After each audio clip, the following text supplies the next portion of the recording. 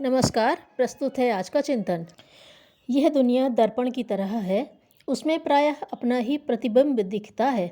जो जैसा होता है उसके मित्र एवं सहयोगी भी उसी स्तर के बढ़ते जाते हैं। परिस्थितियाँ एवं साधन भी उसी तरह के मिलते रहते हैं और व्यक्तित्व तथा वातावरण तदनुकूल ही ढल जाता है, जैसी कि भीतर की स्थिति होती है। एक बार 4 मित्र यात्रा पर निकले। उनमें 3 बुद्धिहीन वैज्ञानिक थे और एक बुद्धिमान तो था पर वैज्ञानिक नहीं। मार्ग में उन्हें एक मरे हुए शेर का अस्थि पंजर मिला। बुद्धिहीन वैज्ञानिकों ने सोचा कि क्यों नहीं हम इस पर अपनी विद्या की परीक्षा कर लें।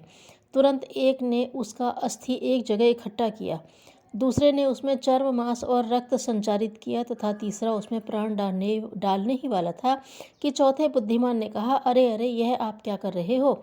आप सिंह को जीवित करने जा रहे हो। वह जीवित होते ही हमें खा जाएगा। पहले अपनी रक्षा का उपाय तो कर लो। लेकिन उसकी बात किसी ने नहीं मानी।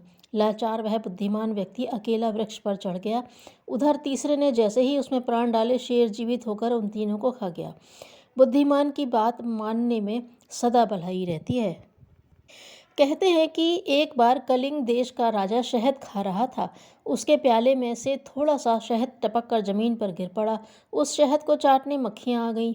मक्खियों को इकट्ठी देख छिपकली ललचाई और उन्हें खाने के लिए आ पहुंची। छिपकली को मारने बिल्ली पहुंची। बिल्ली पर 2-3 कुत्ते टूटे। बिल्ली भाग गई और कुत्ते आपस में लड़कर घायल हो गए। कुत्तों के मालिक अपने अपने कुत्तों के पक्ष का समर्थन करने लगे और एक दूसरे का दोष बताने लगे। उस पर लड़ाई छिड़ गई। लड़ाई में दोनों ओर की भीड़ बढ़ी और सारे शहर में दंगा हो गया। दंगाइयों को मौका मिला तो सरकारी खजाना लूटा और राजमहल में आग लगा दी।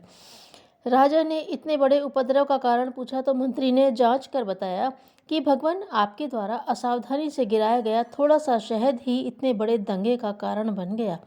तब राजा समझा कि छोटी सी असावधानी भी मनुष्य के लिए कितना बड़ा संकट उत्पन्न कर सकती है। कॉलेज में पादरी हिंदू धर्म की बुराई किया करते। एक बालक को यह बात सहन न हुई। उसने खड़े होकर पूछा, महोदय, क्या ईसाई धर्म दूसरे धर्मों की निंदा करना सिखाता है? पादरी खींच उठा। उसने कहा, और क्या हिंदू धर्म दूसरों की प्रशंसा करता है? बालक ने तटस्थता से उत्तर दिया, हाँ, हमारा धर्म किसी भी धर्म की बुराई नहीं करता। गीता में हमारे भगवान कृष्ण ने स्वयं कहा है कि किसी भी देवता की उपासना करने से मेरी ही उपासना होती है। अब आप ही बताइए, हमारा धर्म दूसरों के धर्म की निंदा कैसे कर सकता है? पादरी को उत्तर देते न बना। भारतीय संस्कृति जिसकी रग रग में बस रही थी, वह बालक दर्शन का प्रकांड विद्वान हुआ।